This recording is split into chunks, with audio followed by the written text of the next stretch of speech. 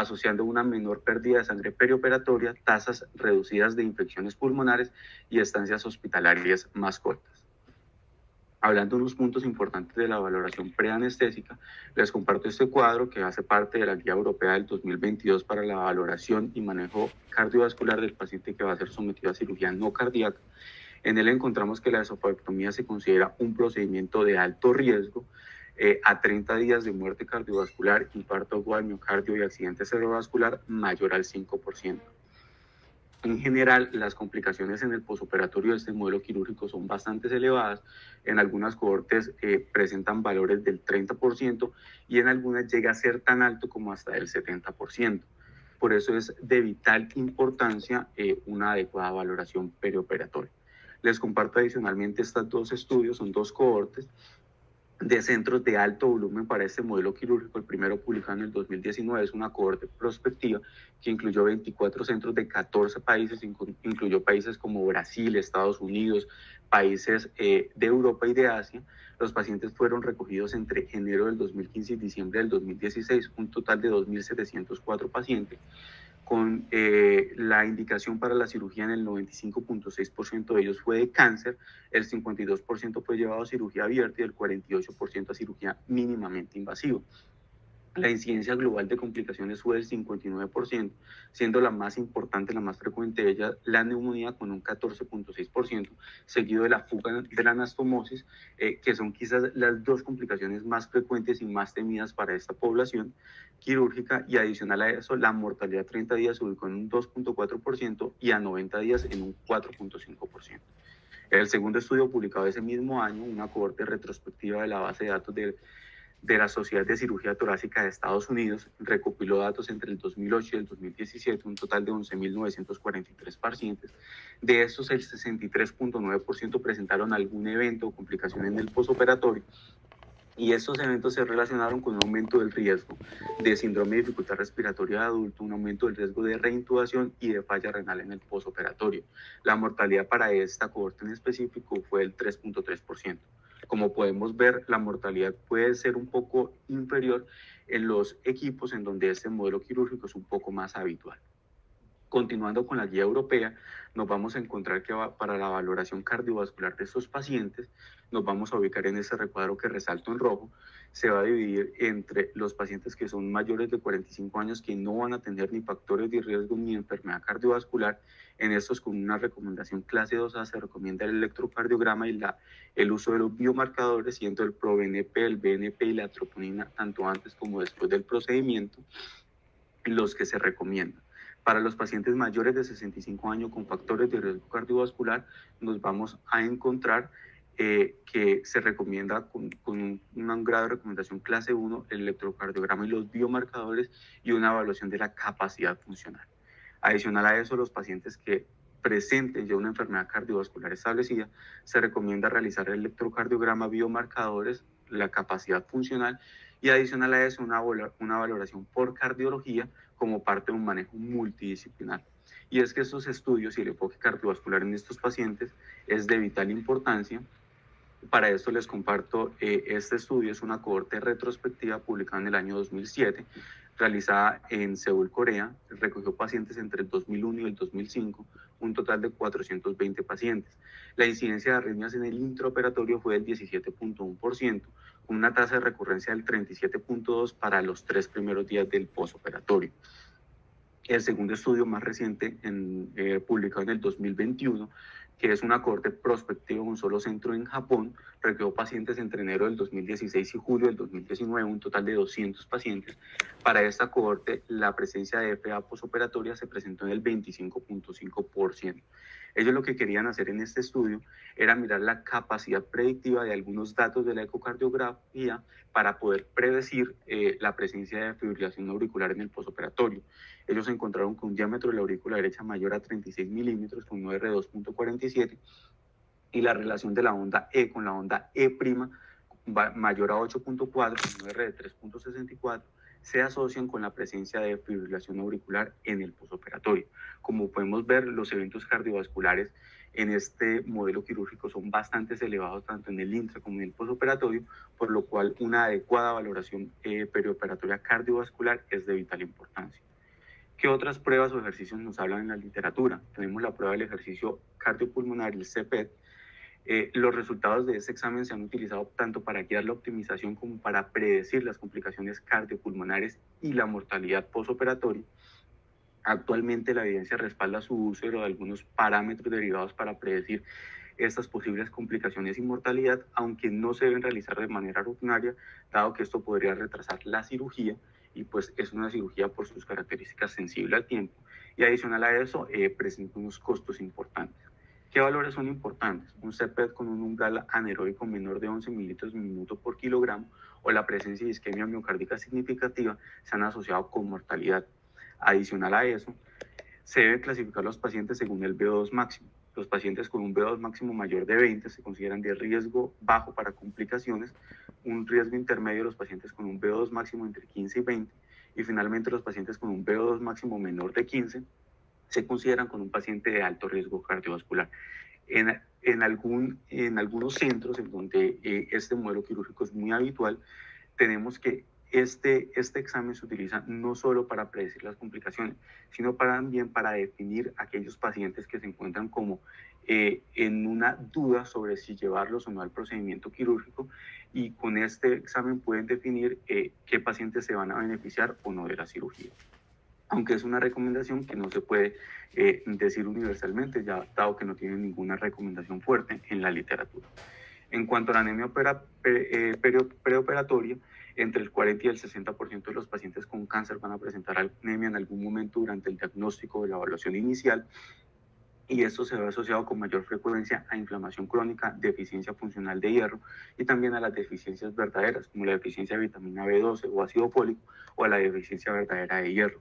Importante decir que en estos pacientes el desarrollo de la anemia va a ser lento, en donde el compromiso funcional del paciente va a verse antes de que el valor de la hemoglobina caiga por debajo de un rango normal, y eso va a generar una dificultad importante para un tratamiento temprano y agresivo de la anemia. La esofectomía por sí se considera un procedimiento de alto riesgo de sangrado, por lo que es importante una adecuada optimización de la anemia preoperatoria, y ahí es donde cobran vital importancia los programas de PBM. ¿Y por qué es importante una adecuada preoptimización? Les comparto este estudio, publicado en el 2018, una revisión sistemática y metaanálisis, incluyó 20 estudios. Ellos querían ver la relación de la transfusión perioperatoria con la supervivencia a largo plazo de los pacientes. Ellos encontraron en esta revisión sistemática y metaanálisis que la transfusión perioperatoria se relacionaba con una disminución de la supervivencia a largo plazo, con un HR 1.49, aunque la heterogeneidad fue moderada, un intervalo de confianza estadísticamente significativo. Adicional a eso, también en este mismo metaanálisis encontraron que la transfusión de más de 2 unidades se relacionaba con peores desenlaces para los pacientes, con una supervivencia reducida, con un HR 1.59, a pesar de que en este caso la heterogeneidad fue un poco más elevada. Otro estudio publicado más recientemente, una cohorte retrospectiva que incluyó 348 casos del Hospital de la Universidad de Wisconsin en Estados Unidos, recogió pacientes entre el 2005 y el 2016. Se hizo un seguimiento durante 33 meses. La edad promedio de los pacientes fue de 65 años y el 79% de estos eran hombres. La anemia al momento del diagnóstico del cáncer se presentó en el 42%, y esta cifra aumentó hasta el 64% en el preoperatorio. La tasa de transfusión para esta cohorte fue del 22%. Ellos encontraron que la supervivencia libre de progresión se relaciona negativamente con la presencia de transfusión en el preoperatorio, y aún de manera más importante, la anemia al momento de la cirugía se relaciona tanto con supervivencia libre de progresión como riesgo de muerte por todas las causas, con unos intervalos estadísticamente significativos. Por eso es que es importante una adecuada preoptimización, especialmente de la anemia, para estos pacientes. ¿Y qué otros predictores de complicaciones tenemos para este modelo quirúrgico? También en la literatura se ha encontrado que una mala función cardiopulmonar dada por la presencia de tabaquismo, una capacidad vital reducida, la presencia de una presión arterial de oxígeno baja, la edad y la etapa del tumor avanzado se han asociado con la presencia de complicaciones posoperatorias y patologías como la diabetes, la disfunción cardíaca y la disfunción hepática. Adicional a eso, cuando hacemos el score ARISCAT en estos pacientes, dadas las características que van a presentar estos pacientes con edades en general van a ser superiores a 50 años con la presencia de anemia preoperatoria, dado que es muy frecuente. Las características de la incisión quirúrgica que van a ser tanto en el abdomen superior como intratorácicas en la mayoría de los procedimientos. Y finalmente la duración de la cirugía, que va a ser mayor de 3 horas, hace que la mayoría de estos pacientes se caractericen como pacientes de alto riesgo de complicaciones pulmonares. Y como ya les venía diciendo, es la más frecuente de todas las complicaciones que pueden presentar los pacientes que son llevados a esofagectomía. Y ahí es donde entra muy importante todo lo que tiene que ver con los exámenes y con la preoptimización pulmonar para este modelo quirúrgico. ¿Qué nos dice adicionalmente ERAS? Que los pacientes deben ser llevados a una evaluación e intervención nutricional. Esto es importante dado que el cáncer de esófago tiene la pérdida de peso más alta de todos los cánceres al momento del diagnóstico, y adicional a eso, la desnutrición hace presente hasta en el 80% de los pacientes que son diagnosticados con cáncer esofágico. Nos indican clasificar los pacientes según el riesgo. Los pacientes de riesgo bajo son los que van a tener una ingesta normal o una pérdida de peso mínima. A estos pacientes se les recomienda un asesoramiento nutricional. Los pacientes con un riesgo moderado son los que tienen una anorexia o una disfagia, una pérdida de peso involuntaria entre 5 y 9%. A estos pacientes se les recomienda el uso de suplementos proteicos. Y finalmente los pacientes clasificados como alto riesgo son pacientes que van a presentar una disfagia grave, es pérdida de peso involuntaria mayor al 10% o índice de masa corporal menor al 18%. Estos son los pacientes que se han caracterizado por tener mayor cantidad de complicaciones perioperatorias. A estos pacientes se les recomienda el uso de nutrición enteral antes de llevar al procedimiento quirúrgico. Este es el nivel de evidencia y el grado de recomendación para estas intervenciones. Y adicional a eso, los programas de rehabilitación, no hay estudios propios. En cáncer esofágico, la mayoría, pues este nivel de evidencia, este grado de recomendación fue extrapolado específicamente en modelos quirúrgicos de cáncer de colon. Pero en general se recomiendan los programas de rehabilitación y todos los programas que puedan mejorar las condiciones preoperatorias del paciente para tratar de disminuir las tasas de complicaciones que son muy elevadas en este modelo quirúrgico. Adicional a eso, se recomienda el asesoramiento preoperatorio, dado que va a disminuir la ansiedad de los pacientes. Se recomienda dejar de fumar y consumir alcohol al menos 4 semanas antes de llevar el procedimiento quirúrgico, sea relacionado con menores complicaciones a nivel de la herida quirúrgica y aún más importante, menores complicaciones pulmonares.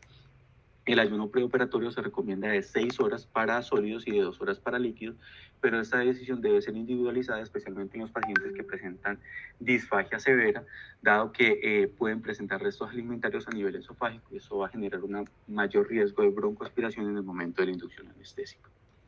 En cuanto al manejo preoperatorio, inicialmente debemos tener unos riesgos y puntos que vamos a determinar.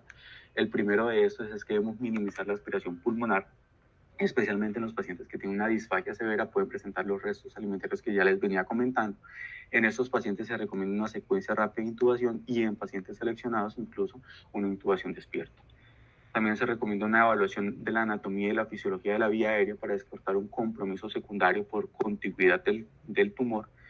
Se debe hablar con el equipo quirúrgico para determinar el requerimiento de aislamiento pulmonar y para esto se recomienda un diálogo estrecho con todo el equipo quirúrgico y también determinar las patologías de base que van a generar posibles riesgos adicionales de complicaciones en el posoperatorio y definir si el paciente sí es candidato o no para la ventilación unipulmonar. ¿Qué nos dice el ERA sobre ventilación mecánica? Nos dice que en general se recomienda la ventilación protectora. Este modelo quirúrgico va a tener una etapa de ventilación bipulmonar y una etapa de ventilación unipulmonar.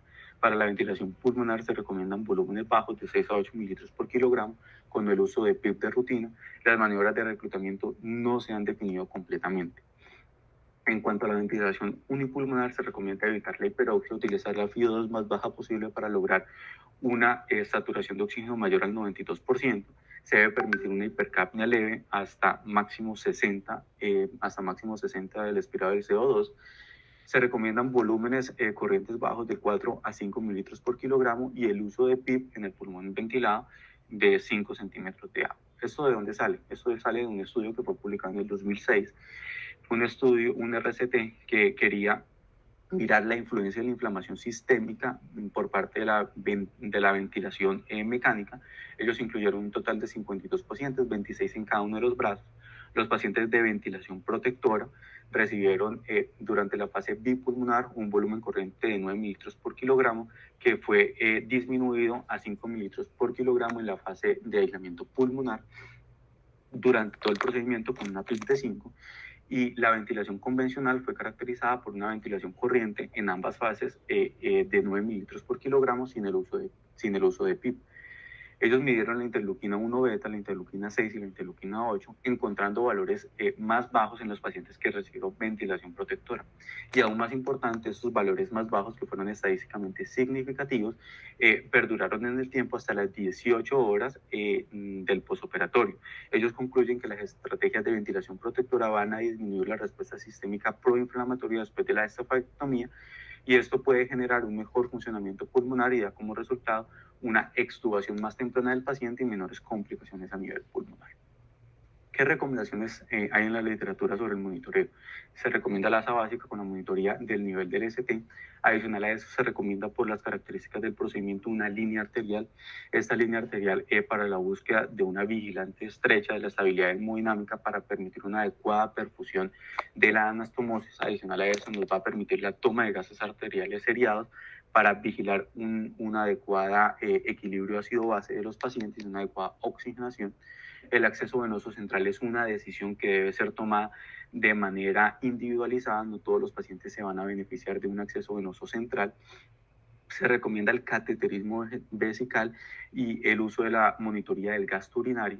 Se recomienda la monitorización de la temperatura para evitar la hipotermia en estos pacientes.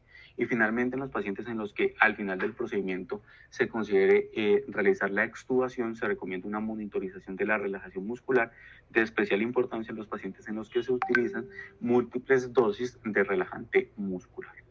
En cuanto al manejo de líquidos, hay dos escenarios: el manejo liberal y el manejo restrictivo. El manejo liberal se ha asociado a edema pulmonar, síndrome de dificultad respiratoria del adulto, edema tisular e insuficiencia cardíaca. El manejo restrictivo se ha asociado a una disminución de la perfusión coronaria, a un aumento de la lesión renal aguda, a una disminución de la perfusión de la anastomosis, a un aumento del requerimiento de vasopresores, que al mismo tiempo también se ha asociado con mayor presencia de complicaciones de la anastomosis. En general, se recomienda una terapia con líquidos equilibrados y se desaconseja un aumento de peso de más de 2 kilogramos al día. Para eso también les traigo unos estudios. Este primero es una cohorte retrospectiva publicada en el 2021, tomada en un hospital en Bélgica. Ellos incluyeron un total de 103 pacientes, pues analizaron el manejo anestésico de 103 pacientes, los agruparon en 3 grupos. El grupo 0, los pacientes que no tuvieron sobrecarga de líquidos ni utilizaron vasopresor. El grupo 1, los pacientes sin sobrecarga de líquidos, pero sí requirieron vasopresor.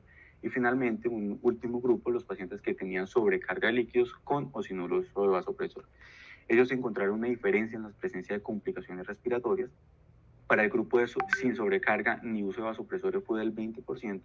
Para el grupo que no presentó sobrecarga de líquidos, pero sí uso de vasopresor, fue del 42%. Y finalmente, para el grupo que utilizó una sobrecarga de líquidos, se vieron las complicaciones respiratorias en el 61% de estos.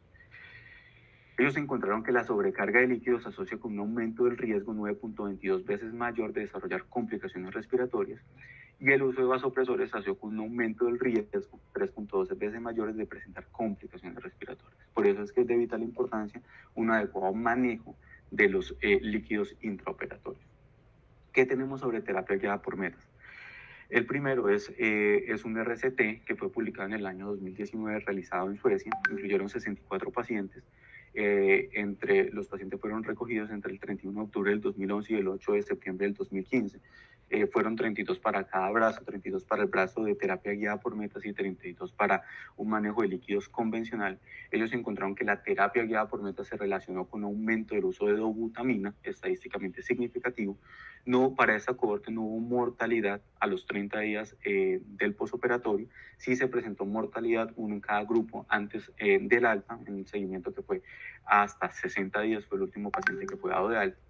Y no hubo diferencias en la incidencia de complicaciones. Ellos finalmente nos dicen que la terapia dirigida a objetivos durante la resección esofágica no resultó en una reducción de la incidencia de complicaciones ni de mortalidad posoperatoria. Pero tenemos otros estudios que nos dan un enfoque un poco diferente.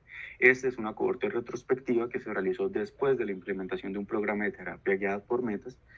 Ellos recogieron los pacientes sin terapia guiada por metas, fue desde enero del 2012 hasta abril del 2013. Ahí implementaron la terapia guiada por metas y recogieron los pacientes entre el julio del 2013 y noviembre del 2014, un total de 99 pacientes para el primer grupo y de 100 pacientes para el segundo grupo. Ellos encontraron que no hubo diferencias en la proporción de pacientes con complicaciones, ni estancia hospitalaria, ni mortalidad. La incidencia de estancia prolongada en UCI sí se redujo con el uso de terapias guiadas por metas, y cuando hicieron un análisis secundario y encontraron que la terapia guiada por metas se asoció con una disminución de la neumonía, una disminución de los abscesos mediastínicos y de la necrosis de tubo gástrico, que son quizás las complicaciones más importantes que van a llevar a mortalidad en los pacientes, en el grupo que fue con terapia guiada por metas. Otro estudio un poco más reciente, publicado en el año 2020, un RCT realizado en Japón en el hospital de la Universidad de Osaka. Se recogieron 232 pacientes, 115 en el grupo de terapia guiada por metas versus 117 en una terapia convencional de manejo de líquidos. Ellos encontraron que la morbilidad y mortalidad fue mayor en el grupo control, de 19 en el grupo control, 19 en el grupo de terapia guiadas por metas versus 35 en el grupo control. La terapia guiadas por metas se relacionó con una reducción absoluta del riesgo del 15.9%, con un intervalo de confianza estadísticamente significativo. La terapia guiada por metas se asoció con una menor presencia de fibrilación auricular, tanto en la cirugía como en el postoperatorio. También se asoció con una disminución del riesgo de la insuficiencia respiratoria y del reingreso a la unidad de cuidados intensivos. Como podemos ver, ya hay algunos estudios que nos muestran que la terapia guiada por metas puede ser adecuada en este modelo quirúrgico. ¿Qué nos dice ERA sobre el manejo de líquidos? Nos dice que el equilibrio óptimo de líquidos debe ser el objetivo, teniendo en cuenta que todos los factores son contribuyentes, y se debe evitar un equilibrio positivo que dure una pérdida de peso mayor de 2 kilogramos con un nivel de evidencia alto y un grado de recomendación fuerte. También nos dice que la fluidoterapia dirigida por objetivos puede valer la pena para pacientes de mayor riesgo que no van a formar parte de un programa de ERAS formal.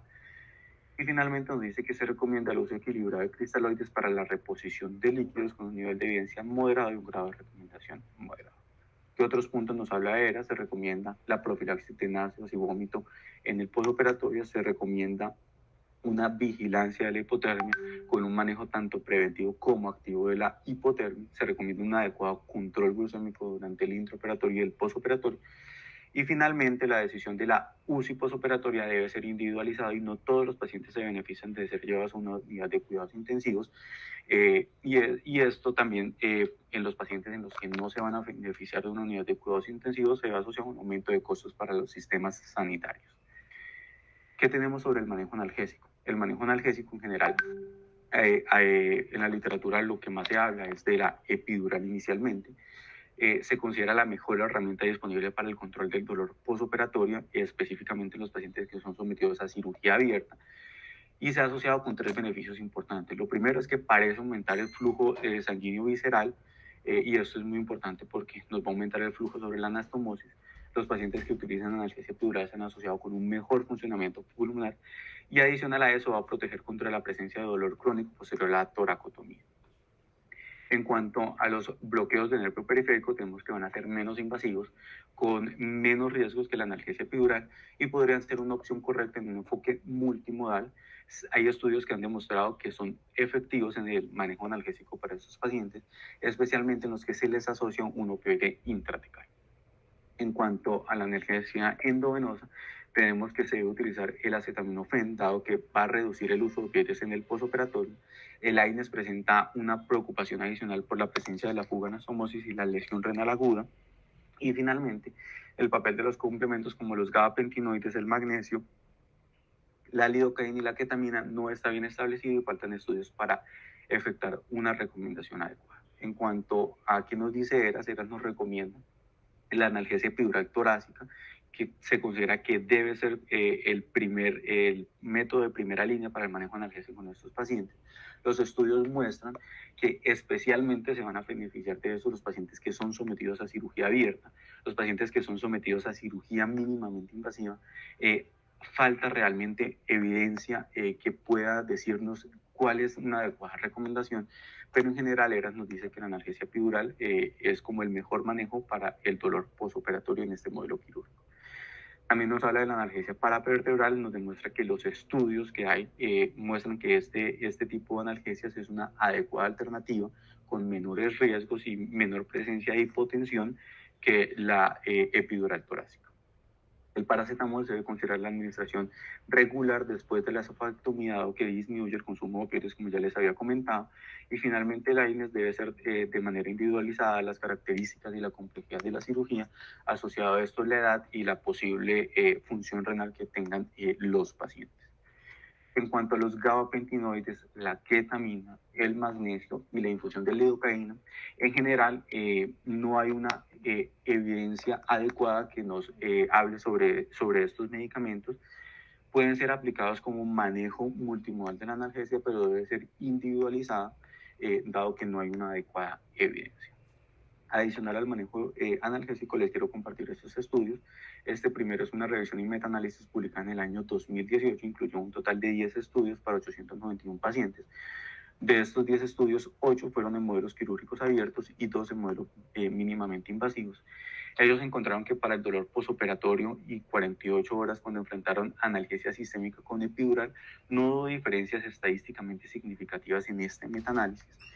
Y tampoco presentaron diferencias estadísticamente significativas en la presencia de complicaciones pulmonares cuando ellos enfrentaron analgesia sistémica con analgesia epidural y analgesia sistémica con analgesia regional. Pero hay otros estudios un poco más recientes que nos muestran unos datos un poco diferentes, específicamente más enfocados en cirugía mínimamente invasiva, que es quizás el modelo de cirugía que va a ir hacia el futuro como el que más se va a realizar. El primero de estos, publicado en 2022, es una base de datos de Japón, es una cohorte retrospectiva. Ellos encontraron que de los 12.688 pacientes que recogieron entre abril del 2018 y marzo del 2019, el 78.5% se les realizó analgesia con epidural torácica. La mortalidad para esta cohorte, la mortalidad hospitalaria fue del 1.8%. La presencia de complicaciones respiratorias fue del 16.9% y la de fuga de anastomosis fue del 12.3%, siendo estas las dos complicaciones más importantes como en la mayoría de las cohortes que se revisan. Y ellos encontraron que el uso de la analgesia epidural se asoció con una disminución de la mortalidad hospitalaria, con un UR de 0.46, con una disminución de las complicaciones respiratorias, con un UR de 0.74, y con una disminución del riesgo de la fuga anastomosis. Finalmente, ellos nos dicen que estos resultados pueden deberse a que la epidural se asocia con mejor funcionamiento pulmonar y una mejor irrigación sobre la anastomosis, que en última nos van a llevar a una disminución de la mortalidad, dado que estas son las complicaciones que se presentaron con más frecuencia. El segundo estudio publicado este año es un RCT que incluyó 168 pacientes sometidos a cirugía por cáncer de esófago. Los pacientes fueron recogidos entre febrero del 2020 y diciembre del 2023. Qué pena, hay un micrófono abierto. La epidural, ellos sometieron a los pacientes, 56 en cada uno de los grupos. Unos pacientes recibieron analgesia con epidural controlada por el paciente, 56 pacientes recibieron una PCA y finalmente otros 56 recibieron analgesia con bloqueo paravertebral más TAP de un single shot y le continúan la analgesia con analgesia endovenosa controlada por el paciente. Ellos encontraron que no hubo diferencias en el grupo de analgesia para bloqueo paravertebral versus el bloqueo con analgesia epidural en la unidad de cuidados posanestésicos y a las 24 horas del posoperatorio. La puntuación de dolor sí fue obviamente significativamente mayor en el grupo de bloqueo paravertebral a las 48, 72, 96 y 120 horas. Esto relacionado a que la analgesia por bloqueo fue de un single shot y para estas horas ya se espera que la efectividad del bloqueo haya cedido. Encontraron que la analgesia endovenosa tuvo puntuaciones de dolor significativas más altas en los primeros 4 días del posoperatorio frente a las otras dos técnicas analgésicas y finalmente el uso de oxicodona en el posoperatorio, que fue el manejo que se dejó como rescate, fue inferior en el grupo de analgesia epidural, seguido por el de bloqueo paravertebral y finalmente los pacientes que recibieron analgesia endovenosa fueron los que más utilizaron oxicodona.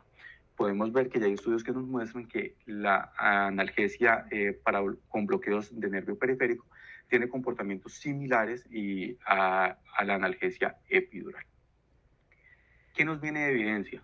Se está esperando el reporte de este estudio, es un estudio que está en este momento, pues se está realizando, es el estudio PEPMEN, que va a enfrentar analgesia con catéter paravertebral versus epidural para el modelo quirúrgico de cirugía esofágica mínimamente invasiva. Es un ensayo de superioridad controlado aleatorio, va a incluir 192 pacientes y se está realizando en este momento en 4 centros de alto volumen para este modelo quirúrgico en Holanda. Quizás este estudio nos va a mostrar cómo es el comportamiento específicamente del catéter paravertebral, que sería muy beneficioso en este modelo quirúrgico. ¿Qué tenemos de complicaciones y calidad de vida para los pacientes? Les traigo varios estudios. El primero de este es el estudio láser. Es un estudio que incluyó a 20 centros europeos que sometieron a los pacientes a cirugía de cáncer entre el 2010 y el 2016. Ellos le hicieron una encuesta que básicamente es una encuesta sobre sintomatología y calidad de vida. Incluyeron los pacientes que estaban libres de enfermedad al menos al primer año después de la cirugía. En total llenaron el cuestionario 876 de los 1081 pacientes que fueron invitados y que encontraron ellos que el 66.9% de los pacientes afirmó que en los últimos 6 meses había tenido algún síntoma relacionado con la cirugía. El 10.4% de los pacientes informó la presencia que continuaba la pérdida de peso después de la cirugía. Solo el 13.8% de los pacientes volvió a trabajar con las mismas actividades que hacía antes de ser llevado a la cirugía. Y los 3 síntomas que más se relacionaban con una pobre percepción de la calidad de vida fue el dolor en la cicatriz del pecho, el mal humor y una tolerancia reducida a la actividad con unas diferencias estadísticamente significativas. De esa misma cohorte se realizó un estudio secundario que incluyeron 645 pacientes. Ellos querían ver si la presencia de complicaciones se asociaba con peores percepción de calidad de vida. Ellos encontraron que los pacientes con complicaciones informaron significativamente la presencia de una mayor disnea que los pacientes que no presentaron complicaciones. Y de manera importante, en un análisis por subgrupo encontraron que los pacientes con complicaciones graves tenían más disnea que los pacientes que no tenían complicaciones. Y finalmente, el estado de ánimo basado en la encuesta láser fue estadísticamente diferente para los pacientes que tenían complicaciones menores versus los que tenían complicaciones graves. En cuanto a costos de salud, finalmente les traigo este estudio, es un estudio realizado en Suecia, en el cual compararon el Registro Nacional Sueco de Cáncer Esofágico y el registro de consumo para una región propia de Suecia, que es la región de Skåne, para los pacientes que son sometidos a esofagectomía entre el 2010 y el 2015. Ellos encontraron que los costos sanitarios totales medios fueron de $33.500 para los pacientes que no tuvieron complicaciones. Esa cifra ascendió a €43.800 para los pacientes con complicaciones menores y siguieron incrementándose para los pacientes que tuvieron complicaciones mayores hasta €80.846. Encontraron que la neumonía, la paresia del nervio laríngeo y otras complicaciones, entre las cuales incluyen la fuga nasomótica, las náuseas, el dolor abdominal persistente, fueron los que mostraron una mayor asociación con la presencia de costos en la atención médica. ¿Qué les traigo como conclusiones? El cáncer de esófago, a pesar de ser el cáncer número 25 en incidencia en nuestro país, es una cirugía que presenta unos retos importantes a nivel de morbo y mortalidad. A pesar de no tener una evidencia fuerte, los estudios muestran una tendencia hacia mejores resultados con técnicas mínimamente invasivas. Dadas las características de la población y el procedimiento quirúrgico, un alto porcentaje de pacientes se van a beneficiar tanto de estudios como de programas de rehabilitación preoperatoria. La recomendación actual es el uso de parámetros de ventilación pulmonar protectora, tanto para ventilación unipulmonar como bipulmonar. El equilibrio en el manejo de los líquidos es importante y la terapia que da por metas ha demostrado buenos resultados, pero faltan mayores estudios para generar una recomendación universal. La provisión de analgesia postoperatoria adecuada favorece la movilización temprana y una recuperación rápida. La analgesia a través del catéter epidural es el estándar de oro, pero la analgesia regional a través del bloqueo paravertebral y SPTAP viene tomando fuerza y muestra resultados prometedores, aunque falta más evidencia. Y finalmente, las complicaciones en la esofagectomía son frecuentes, por lo que desde el punto de vista anestésico, todas las intervenciones que se realicen y generen un impacto positivo en los pacientes van a generar una gran mejora en la calidad de vida y en los costos para el sistema sanitario. Esta es la bibliografía que les comparto, el QR de la bibliografía utilizada durante la realización de esta charla.